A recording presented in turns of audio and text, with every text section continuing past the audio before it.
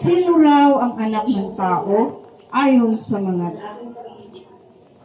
alagad. Sino raw ang anak ng tao ayon sa mga tao? At sumagot sila. Ang sabi po ng ilan ay si Juan Bautista kayo. Ang sabi naman ng iba, si Elias kayo. At may sasabi pang si Jeremias kayo o isa sa mga propeta. Kayo naman, ano lang sabi ninyo? Sino ako? Tanong niya sa kanila.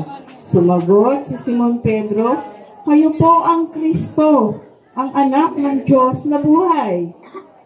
Sinabi sa kanya ni Jesus, mapalad ka Simon, na anak ni Jonas, sapagkat ang katotohanan ito ay hindi hinihayag sa iyo ng sino mong tao, kundi ng aking amang nasa langit. At sinasabi ko naman sa iyo, ikaw ay Pedro, at sa ibabaw ng bagong ito ay itatayo ko ang aking simbahan.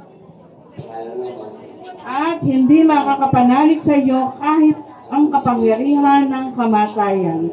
Ibibigay ko sa iyo ang mga susi ng kaharian ng langit.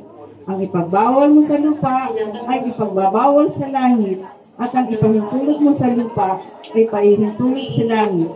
At mahigpit niyang pinagubilinan ang kanyang mga alagad na huwag sasabihin kanino man na siya ang Kristo. Ang mabuting balita ng ating Panginoon. Pinupuri ka namin, Panginoon Kristo. Upo na po tayo. Si